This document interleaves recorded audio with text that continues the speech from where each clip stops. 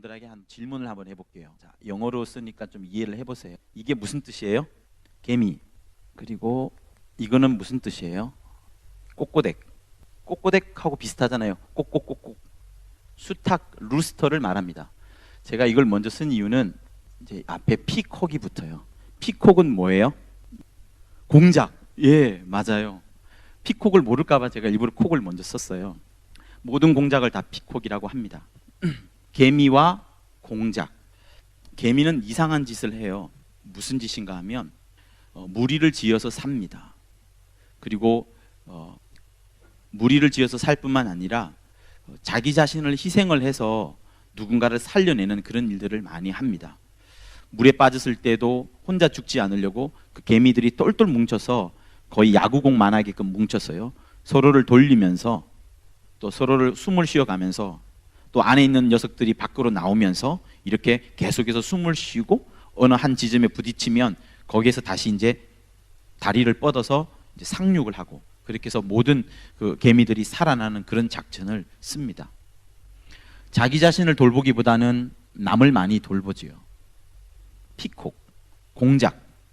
공작은 어떤 짓을 하는가 하면요.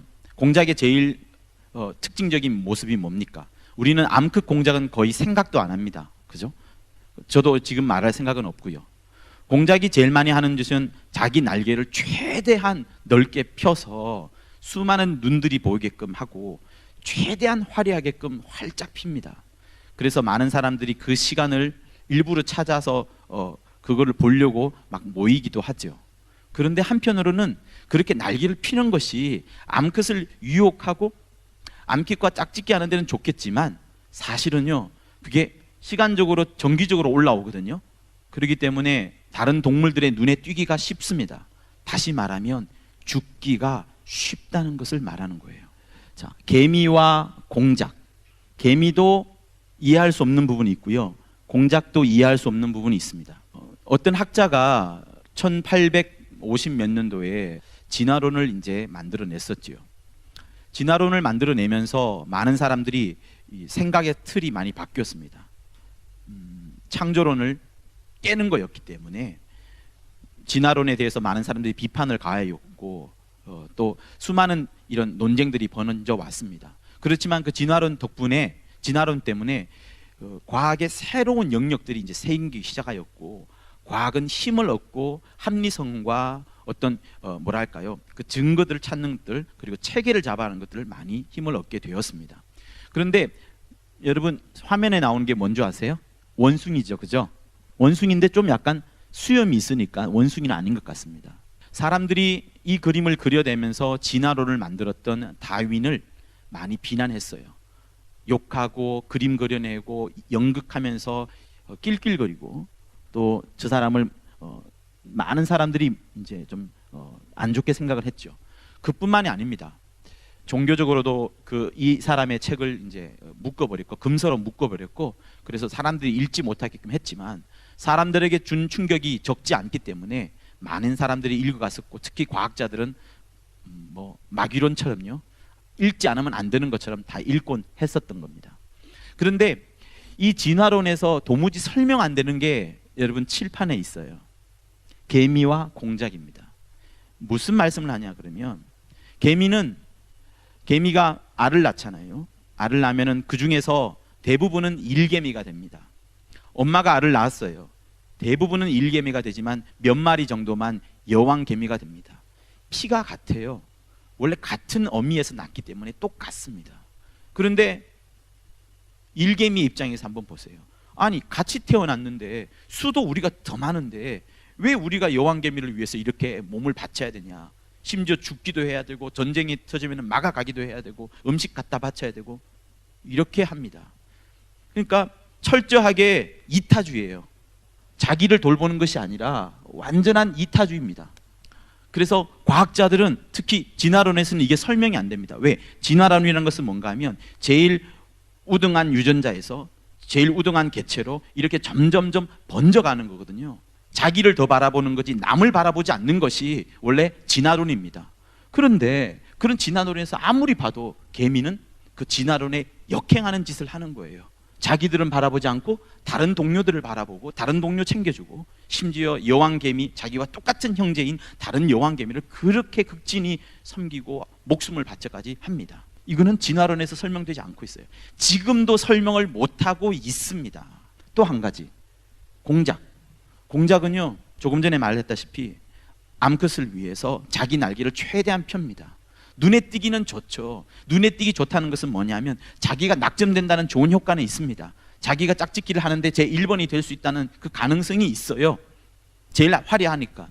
그러나 다른 맹수에 쉽게 노출되기 때문에 사람에게도 잡히기 쉽고요. 누가 어떤 녀석을 잡겠어요? 날개 휘적거리는 녀석을 잡겠어요? 활짝 펴서 화려한 녀석을 잡겠습니까? 사람이라 할지라도 공작은 화려한 날개를 피는 녀석을 잡을 거예요. 그런데 이 공작은 창세 이래로 지금까지 계속해서 무엇을 선택하냐 그러면 자기 목숨을 선택하는 것이 아니라 자기가 죽을지라도 이 날개를 활짝 피는 것을 하는 겁니다. 그래서 학자들은 이걸 뭐냐 그러면 성선택이라고 그래요.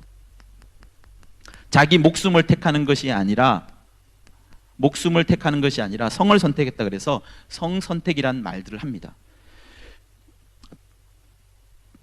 왼쪽에 나오는 저 사람이, 이제 다음 사진 보여주세요. 저 사람의 사진이 이제 다윈인데 비슷해요. 자, 지금 이 시간에서 여러분들은 좀 웃을 수도 있겠습니다만 그 웃음을 여러분에게 잠재울 수도 있는 말씀도 있어요. 다윈의 입장에서는 지금도 이해 안 됩니다. 왜 개미가 저렇게 이타주의로 살아가는지 해석이 안 되고 논문도 나오지 않았습니다. 공작이 왜 이렇게 자기 목숨을 던져가면서까지 오히려 성을 택하는지, 자기가 짝짓기움을 받으려는 그거를 택하는지에 대해서 말이 안 되고 있습니다. 왜? 동물들은 늘 진화론에 의하면 조금 더 발전하고 조금 더 좋은 것을 택하고 죽음보다는 더 나은 것을, 조금 더 나은 것을 택하는데 얘 둘이는, 여러 동물들은 해석이 되지만 얘네 둘이는 해석이 되지 않는 거예요. 자, 이런 면에서 보면 우리는 어떻게 해석할 수 있을까요? 개미는 도대체 왜 저렇게 하는 걸까? 공작은 또 왜 저렇게 성을 선택하는 걸까? 진화론에서는 해석이 안 되는데 창조론에서는 그러면 해석이 될까요? 그것 역시 의문입니다. 자, 여기까지 하고요. 여러분들에게 오늘 본문에 대해서 말씀을 드릴게요. 본문을 보면 욥이랑 하나님이 싸우는 거예요. 지금까지 1장에서부터 39장까지 욥은 하나님에 대해서 늘 반박을 해왔습니다. 친구가 이런 말을 하면 나 이만큼 했어. 하나님이 원하는 수준만큼 했어. 그리고 너희들 줄 알지 않냐? 내가 정직하고 하나님 앞에 순전한 거 알지 않느냐? 혹시 내 자손이 죄를 지었을까 봐 내가 늘 제사를 드리는 거 너가 알지 않느냐? 그리고 이미 다 밝혀졌다시피 마귀가 나를 꼬시지 않았더라면 나는 죽음도 사실 피했을 것이고 재산이 망하는 것도 피했을 것이고 내 자녀가 죽음을 맞이하는 것도 피했을 것이고 너희들 다 알지 않냐? 내가 얼마나 하나님 앞에 온전한 줄 알지 않느냐? 라고 계속해서 이런 하나님과의 논쟁, 친구를 통해서 마누라를 통해서 계속해서 논쟁하는 장면이 나오다가 마침내 40장, 41장, 42장에서 끝이 나는 그 대목에 있습니다. 그때 하나님이 하시는 말씀이 바로 그거예요. 나는, 욥이 여호와께 말합니다. 나는 미천하오니 무엇이라 주께 대답하리이까? 내가 한두 번 말하사온 즉 다시는 더 말하지 않겠습니다. 하나님께서 말씀을 하십니다. 폭풍 가운데서 너는 대장부처럼 허리를 묶고 내가 내게 묻는 것을 대답해라. 너가 나의 심판을 피할 수 있느냐? 스스로 의롭다 할 수 있느냐? 네가 하나님처럼 팔이 있느냐? 하나님처럼 우렁차게 울리는 소리를 낼 수 있겠느냐? 여러분, 이것으로 끝나지 않습니다. 15절에 보면 소같이 풀을 먹는 하마를 볼지어다. 공룡 말하는 거예요. 힘이 허리에 있고 배에 힘줄이 있고 그 꼬리를 치면 백향목이 흔들릴 정도로 힘줄도 강한데 41장에는 네가 낚시로 악어를 낚을 수 있겠느냐? 또 다른 공룡을 말합니다. 티라노사우루스 같은 그런 공룡. 20절에는 그 콧구멍에서 연기가 나오고 마치 솥이 끓는 것과 같이 갈대가 타는 것 같이 누가 그 가죽을 벗기겠으며 그 아가미 사이로 들어가겠느냐? 여러분, 하나님께서 욥에게 일러주는 것이 뭐냐면 네가 아무리 잘났다 하더라도, 네가 아무리 순전하다 하더라도, 네가 하나님 앞에 아무리 정직하다 하더라도 나대지 마라. 너는 아무것도 아니다. 이런 것들을 부드럽게 가르쳐 줍니다. 그리고 나중에 42장에서 욥이 무릎을 꿇었을 때 비로소 하나님께서 욥을 엄청나게 칭찬하고 여러 가지 복으로 다시 원상 회복, 거의 10배 수준이에요. 10배 수준으로 회복시켜주는 역사가 욥에게 나타납니다.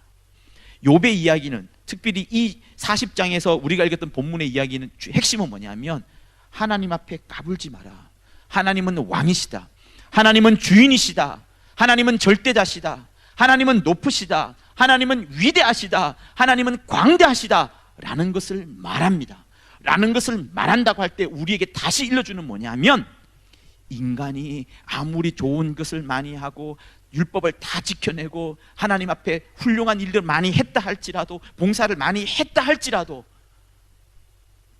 엄청나게 많은 영혼들을 우리가 데리고 왔다 할지라도 하나님 앞에서는 우리가 내세울 것이 전혀 없어야 될 만큼 하나님은 높으시고 위대하시고 주인이시고 지금도 무릎 꿇어도 되는 그런 분이라는 것을 말씀을 하는 거예요.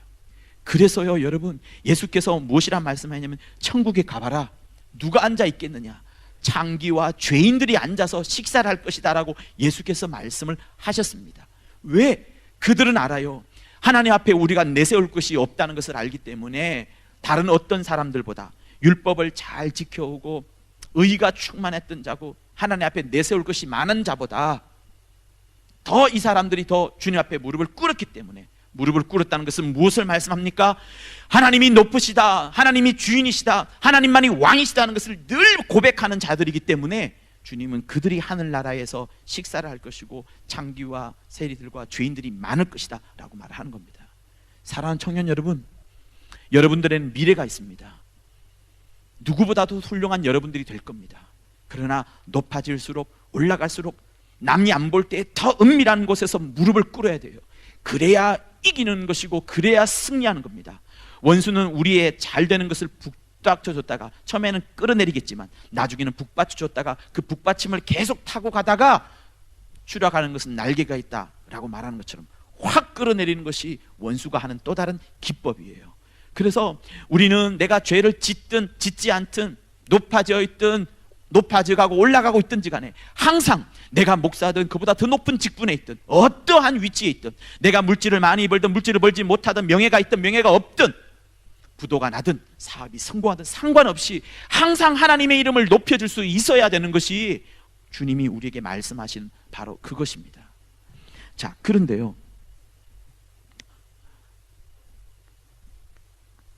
어떤 학자 중에 지동설을 말한 학자가 있습니다. 누구예요?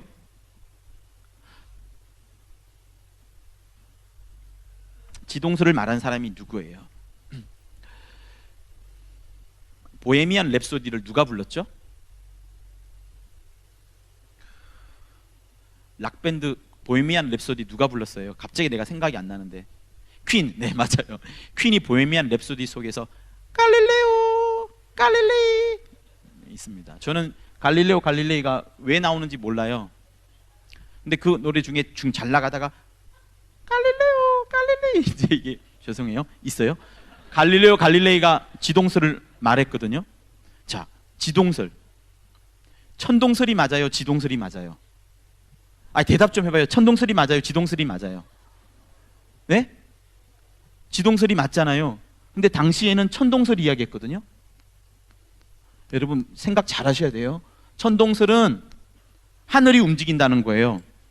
내가 가만히 있으면 내 주위를 중심으로 하늘이 움직인다는 겁니다. 그래서 지구는 움직이지 않고 태양이 움직인다는 것이 천동설이었습니다. 근데 갈릴레오가 엉뚱하게 천동설 틀렸어. 지구가 움직이는 거야. 우리가 움직이는 거 아니야.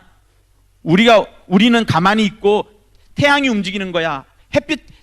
해가 움직이는 거야 라는 그 주장에서 갈릴레오가 지동설을 말했습니다. 아니라 하늘이 움직이는 것이 아니고 우리가 움직이는 거야 라는 말을 했어요.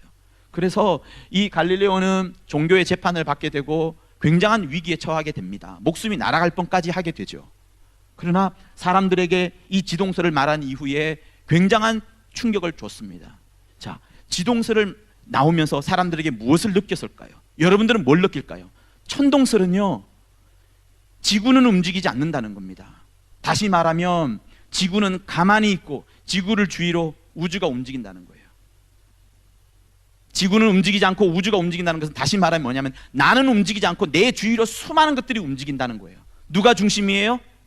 지구가 중심인 것처럼 누가 중심이에요? 인간이 중심, 사람이 중심인 것을 말했습니다. 이는 사람이 중심이라는 것을 말하는 거예요. 근데 지동설이 나오면서 뭘 말했냐? 아니다, 사람이 움직이는 것이다. 우주라는 큰 것지 속에 우리가 그 속에 함유되어 있을 뿐이지 사람이 움직이는 것이다. 이거는 지구가 움직이는 것이고 바깥이 움직이는 거지만 지동설은 사람이 움직이는 것이다, 이렇게 말했어요. 중심이 사람이 아니라는 것을 주장하는 거예요. 그래서 지동설이 우리에게 말해주는 여러 가지 중에 한 가지는 뭐냐면 사람은 우주의 중심이 아니라는 것과 지구도 우주의 중심이 아니라는 것과 사람도 역시 우주의 중심이 아니라는 것, 사람이 올라가 있는 그 위치에서 내려와라라는 것을 지금 말하고 있었던 것이 갈릴레의 위대한 이야기입니다. 역시 우리 신앙인들에게도 해주는 말이에요. 자, 그런데 이거 좋아요. 조금 전에 여러분들이 왼쪽 편에 무엇을 봤죠? 누굴 봤어요? 다윈을 봤습니다. 다윈이 무슨 이야기 했죠? 진화론 이야기했습니다. 우리는 조금 전에 개미와 공작 이야기를 보면서 진화론의 단점을 보았어요. 진화론이 해석할 수 없는 것을 보았습니다. 그런데 말이죠, 여러분 곰곰이 한번 생각해 보세요. 진화론이 나오면서 사람들이 무엇을 느끼게 되었냐 그러면 창조론이 틀렸다라는 것을 느낀 것도 있습니다. 잘 들으셔야 돼요. 안 그러면 저 이단되니까. 창조론이 틀렸다는 것을 그들이 발견했겠지만 여기서 또 중요한 것을 발견합니다. 그것이 뭐냐면 사람이 변해 갔었구나, 동물들이 변해 갔었구나, 한 곳에서 시작된 창조인지 뭔지 모르겠지만 했던 그것이 점점점 변해가는구나, 사람도 변해가고 동물도 변해가고 발전해가는구나 하면서 여기서 발전이라는 논이 나왔어요. 발전이라는 개념이 나오게 되었고, 자, 그런데 더 놀라운 것은 뭐냐면 사람도 역시 발전해 가면서 사람도 변해 간다는 그 속에서 뭐가 나오냐 그러면 이 조금 전에 말씀하였던 그 갈릴레오처럼 인간이 중심이 아니다는 거, 사람은 이 자연이라는 큰 틀 속에서 함께 있는 것이지, 그리고 자연과 함께 살아가는 것이지 만물의 영장으로 알았던 그것이 성경에는 나오진 않지만 학자들은 만물의 영장으로 사람을 기록을 했습니다. 만물의 영장으로 사람을 기록하다 보니 어떻게 돼요? 당연히 고기 잡는 거, 당연히 사람 이외의 것들을 죽이는 것들에 대해서 당연시하게 되었고요. 만물의 영장이니까 막 굴림하고 억압하고 쟁취하고 가져가는 이런 것들이 팽배하게 됐던 거예요. 그런데 진화론을 통해서 발전도 있지만 사람이 전부가 아니고, 사람이 주인이 아니고, 사람이 만물의 영장 좋다, 근데 만물의 영장이 아니고 오히려 이 진화론에 의하면 뭘 발견했냐 그러면 사람은 아무것도 아니구나, 자연의 일부구나, 자연 밖에서 군림하는 자가 아니라 자연 속에서, 그리고 혼자 살아갈 수 없는, 자기 혼자는 절대로 살아갈 수 없는, 누군가의 도움을 받아야 되고 자연의 도움을 받아야 되고 자연으로부터 음식을 먹어야만 되는 자연의 일부에 속한 그것이구나라는 것을 알게 된 겁니다. 그러니 진화론과 함께 이 지동설이 우리에게 가르쳐준 것은 뭐냐 하면 사람이 온 세상 만물의 중심이 아니라 아무것도 아니구나, 우주의 중심도 아니구나, 만물의 영장일 수 있겠지만 사실 여러분 한 명 한 명 각각을 보세요. 만물의 영장이에요? 뭘 들고 갈 건데요? 아프리카에 총 없으면 죽습니다. 여기서 조금만 올라가서 백두산에 갈 때 여러분 침낭 안 들고 가고 버너 안 들고 가면 죽어요. 못 삽니다. 굉장히 약한 거예요. 그래서 이 과학이 우리에게 일러준 것이 무엇인가 하면 인간은 아무것도 아니다, 미미한 존재다, 연약한 존재다, 혼자는 살아갈 수 없다는 사실을 알려줬습니다. 저는 이것이 아무것 아니라고 생각하는데 여러분은 어떠나요? 사실은 아무것 아닌 것이 아닙니다. 우리에게 놀라운 것을 전해주고 있어요. 무엇이냐? 사람은 이 세상에서 흙에 불과한 존재고 그렇게 연약한 존재이고, 여러분 육체만 말한 것이 아닙니다. 죄 이겨낼 수 있어요? 누가 죄를 이겨냅니까? 누가 죄를 이겨내요? 오히려 욕심덩어리로 가득 차 있어서 죄를 짓는 것이 우리 아니겠습니까? 이렇게 사람은 아무것도 아니에요. 영도 아니고 육도 아니고 혼도 아니고 아무것도 할 수 없는데, 여러분 의지가 강하다고 하지만 의지로 무엇을 할 수 있습니까? 청년의 때, 군대에 있을 때 자기가 행군해 보면 알아요. 의지도 결국에는 빈약하다는 것 압니다. 결국 우리가 싫어하는 이 진화론이 우리에게 알려주는 것은 무엇인가 하면, 그리고 과학적인 여러 사실들이 우리에게 말해주는 바가 무엇인가 하면, 또 그 말해주는 바가 성경에도 나오는 바가 무엇인가 하면, 사람은 아무것도 아니라는 거, 사람은 혼자 살 수 없다는 거, 사람은 반드시 관계를 맺어야 된다는 거, 사람은 미미한 존재이고 흙이고 불어버리면 사라져버리는 아무것도 아니라는 존재를 말씀해 줍니다. 그런데 그것이 끝나잖아요. 무엇을 말씀하시느냐? 그 미미한 존재에다가, 그 흙이 불과한 존재에다가, 그 연약한 존재에다가 누가 가장 많은 관심을 가졌어요? 네? 누가 가장 많은 관심을 가졌어요? 이 세상에 어떠한 것도 그 미미한 존재와 연약한 흙에 불과한 것에 관심을 가진 사람이 없습니다. 관심을 가진 대상이 없었어요. 단 한 분, 하나님께서만 그 미미한 존재와 연약한 존재다 관심을 가지시고, 거기에다가 예수를 보내주시고 피를 보내주시고 성령을 보내주시고 생명을 보내주셔서 영원한 것을 알게끔 하신 분이 하나님이신 거예요. 그래서 우리가 이 진화론과 지동설, 과학이 알려주다는 것을 무시할 필요가 없습니다. 이거 몰랐을 때는 우리는 기고만장했었죠.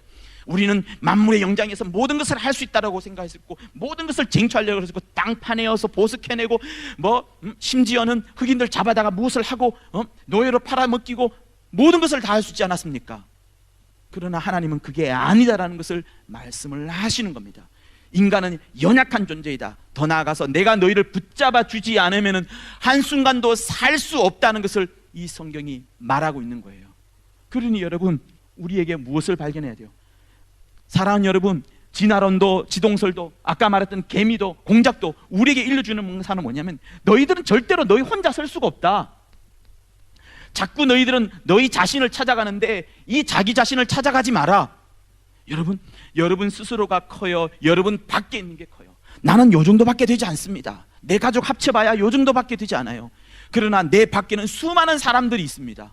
왜 우리는 이 좁은 나 자신만을 발견하나요? 여러분, 이거는 마귀의 공작이에요. 너 자신을 봐라. 너 자신을 알라. 천상천하 유아독존이다. 계속해서 이걸 말합니다. 이거는 마귀의 공작일 뿐만 아니라 창세 요리에 나왔던 창세기 3장과 창세기 6장과 창세기 9장과 창세기 11장에까지 계속해서 나오는 계속된 그 공격이 이거 아니겠어요? 마침내 자기들을 사랑하는 사람들이 모이고 또 모여서 웅장한 성을 이루었습니다. 그게 뭐예요? 창세기 11장에 나온 바벨탑 아니겠어요? 바벨탑은요, 노아의 홍수를 이미 경험한 사람들입니다. 노아의 홍수 이야기 들었던 사람들이에요. 물론 중간에 가인으로 인해서 끊어졌겠지만, 하나님의 그 위대한 무서운 손길을, 심판의 손길을 알았던 사람들인데, 그럼에도 불구하고 그들이 자기라는 것 속에 빠져 있다 보니까 자기를 사랑하게 되고 자기 이름을 지키게 되고 자기 또 자기 하다 보니까 결국에는 그들이 역시 바벨탑이 흩어지는 그런 결과가 오지 않았습니까? 2017년도에 여러분에게 이거 말해줬어요.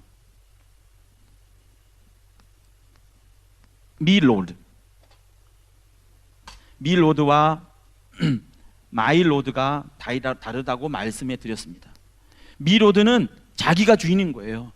이 세상 모든 생각하는 것들이 자기가 주인이라는 겁니다. 그래서 남을 보지 않습니다. 다른 사람을 보지 않습니다. 나를 넘어서서 목장의 식구들을 보지 아니하고, 더 크게 캠퍼스를 보지 아니하고, 더 크게 청년부 전체를 보지 않고, 더 크게 교회 전체를 보지 않는 그런 신앙은 밀로드예요. 자기는 은혜 많이 받겠지만 자기에게 한정돼 있어요. 하나님이 이자를 사랑하시겠습니까? 언제 주님이 밀로드 말했어요? 마일로드, 나의 주인이시여라고 말합니다. 단어 한 끗 차이지만 굉장한 차이가 있어요. 사랑하는 청년 여러분, 사랑하는 학생 여러분, 주님은 우리에게 말씀하십니다. 너에게 집중하지 말고 너 말고 다른 대상에게 집중하여라. 그 다른 대상이 누구겠어요? 내 이웃입니다. 이웃 중에 최고의 이웃, 그 타자보다 이웃을 타자라고 말하는데, 그 타자 중에 최고 타자, 절대 타자가 누구예요? 하나님 아니겠어요? 그래서 하나님은 늘 우리에게 너를 보지 말고 이웃을 보고, 너를 보지 말고 절대 타자인 하나님을 보라라고 일관되게 말씀하시는 것이 이 성경책에 있는 중요한 내용들입니다. 그래서 이 오늘 우리가 읽었던 본문에도 마찬가지예요. 왜 너는 너에 대해서 항변하고 너에 대해서 주장하고 너에 대해서 변박하느냐? 나를 봐라. 천지 만물을 주관하는 나를 봐라. 너에게 시험을 주는 것도, 마귀를 통하여서 너의 가정 전체를 시험하는 것도 결국 전부 다 하나님 뜻 아래 있다. 나를 바라보아라. 하나님을 바라보아라. 이런 말씀을 하시는 겁니다. 사랑하는 청년 여러분, 저는 여러분들에게 끊임없이 말할 거예요. 무엇을? 자기가 아니라 다른 사람을 보는 것을. 우리의 신앙은 자기를 바라보는 것은 세상에 있는 여러 종교들이 다 하는 겁니다. 그리고 기독교에도 이것이 은근히 스며들어와 있어요. 우리 잘못이 아닙니다. 원수가 하는 잘못이에요. 창세기 3장에서부터 6장에서부터 9장에서부터 노아의 홍수를 경험한 그 이후 사람들에게도 역시 또 다르게 집어넣어준 창세기 11장처럼 지금은 안 집어넣어줄 것 같아요. 마귀는 그냥 우리에게 쓱 들어오는 것이 아니라 자기라는 것을 일깨워 주면서 자기를 높이게끔 하면서 들어오게끔 하고 그것이 막 오염되고 전파되도록 하는 겁니다. 그렇다면 우리는 무엇을 해야 되냐? 바깥을 바라봐야 되는 거예요. 개미가 왜 저렇게 일개미가 왜 여왕개미를 섬깁니까? 왜? 그래야 우리 전체가 살아가니까. 그래야 우리가 싸우지 않으니까. 같은 거의 유전자가 같겠죠. 같은 어미에서 낳겠지만 다른 사람을 생각하는 것이 개미의 최고 장점입니다. 공작은 뭐예요? 자기가 죽을 수 있어요. 날개를 활짝 펴므로 자기가 죽을 수 있습니다. 활짝 한번 피고 바로 죽을 수 있어요. 짝짓기 못하고도 죽을 수 있어요. 그럼에도 불구하고 그 동작을 하는 이유는 뭐냐면 그렇게라도 짝짓기를 해서 자손을 번식시키려고, 그게 하나님의 뜻이니까, 생육하고 번성해라라고 하셨으니까, 그것이 하나님이 만들어진 프로그램이니까 그렇게 하는 겁니다. 그렇다면 우리는 어떻게 돼요? 하나님이 우리에게 무엇을 말씀하셨어요? 하나님은 우리에게 우리 자신을 보라라고 말씀하신 적은 한 번도 없습니다. 하나님의 말씀을 들으라. 생명 선악과를 먹으면서 그 말씀을 들으라. 그 말씀 속으로 들어가라. 말씀에 거하라. 그리고 나를 바라보라. 하나님 자신을 바라보라. 하나님 속으로 들어와라. 하나님의 말씀을 들으라. 그리고 나를 사랑하는 것처럼 내 이웃을 사랑하라 라고 말씀을 하시는 거예요. 그러니 사랑하는 청년 여러분, 저는 여러분들이 정말 여러분 밖을 많이 보기를 원합니다. 교회를 두루두루 살펴보세요. 우리가 할 수 있는 것들이 너무나도 많습니다. 내가 이곳에서 일을 함으로 나를 드러내는 것이 아니라 교회가 힘을 얻게끔 할 수 있는 것들이 한두 가지가 아니에요. 여러분들 다 유튜브 잘하잖아요. 왜 유튜브를 즐기기만 하죠? 왜 유튜브를 소비하기만 하죠? 왜 여러분들은 만들어내지 못하나요? 왜 거기에서 더 신령한 것들을, 더 영적인 것들을, 베레아를 보호하는 것들을, 귀신의 사후존재가 불신자의 사후존재가 귀신한 것을 왜 여러분들은 창조하지 못하나요? 왜 소비만 하나요? 다 자기만 봐서 그런 거예요. 내가 요것 좀 즐기려고, 이것 좀 누리려고. 그러나 왜 우리는 창조자가 되지 못합니까? 신령한 것들을, 더 귀한 것들을, 영적인 것들을, 하나님을 나타내는 것들을, 하나님의 영광을 드리는 것들을 왜 우리는 하지 못하나요? 할 수 있습니다. 적어도 우리는 개미보다 낫고 적어도 우리는 공작보다 나은 거예요. 아무 일 안 하는 것 같았던 이 다윈이, 원숭이라 얼굴을 그렸던 그 다윈이 진화론을 만들어내면서 아무것도 하지 않은 것 같지만 저에게는요, 그 영감으로 다가오는 것이 무엇이냐 그러면, 인간은 주인이 아니다, 사람은 주인이 아니다, 절대로 사람이 주인이라고 하지 마라. 사람은 자연의 일부분뿐인 것이고 결국에는 모두가 다 하나님 권세 아래, 하나님의 주관 아래, 왕이신 하나님 아래, 주인이신 하나님 아래 있다는 것을 말씀을 하고 있는 겁니다. 그러니 여러분, 우리에게 얼마나 하나님이 내게 주인 되어야 되는 것이 중요한지를 깨닫고 그 주인된 하나님 아래 무릎을 꿇는 것이 그토록 필요한 겁니다. 이 자리에 있는 우리 사랑하는 청년들 모두가 다 하나님이 주인이시니 나는 거기에 무릎을 꿇을 것과 내 일생의 나머지 삶들이 월, 화, 수, 목, 금, 토 중에 단 하루라도, 아니 6일 내내 어찌하면 하나님을 드러낼까, 어찌하면 하나님을 나타낼까, 어찌하면 하나님의 영광을 드러낼까, 어찌하면 내 입술이 복과 복음을 전달하는 자일까, 생명과 그 하나님의 은혜를 막 부여해내는 그 통로가 될까 하는 이런 고민을 여러분 한번 해보세요. 일을 할 때에도, 공부를 할 때도, 직장을 들어갈 때도. 그런데 어떤 사람은 직분을 버리고 도망가요. 얼마나 안타까워요. 얼마나 안타까워요. 뭐 때문에 직분을 버리고 도망갑니까? 사랑하는 청년 여러분, 여러분의 일생의 삶이 하나님의 영광을 드러내고 하나님이 위대하시기 때문에, 하나님이 창조자이기 때문에, 하나님이 왕이시기 때문에, 하나님이 주인이기 때문에, 하나님이 모든 천지 만물을 주관하시는 분이기 때문에 나는 이것 할 수 있고 이것 해야 되고 이것을 하는 것을 즐거워한다라는 그런 마음들이 여러분의 심령 가운데 넘치기를 예수 이름으로 부탁드립니다. 할렐루야. 다시 한번 할렐루야. 하나님이 주인 되시는 여러분의 일생의 삶이 되기를 예수 이름으로 축원합니다. 예수 한번 하며 받은 말씀을 갖고 기도하겠습니다.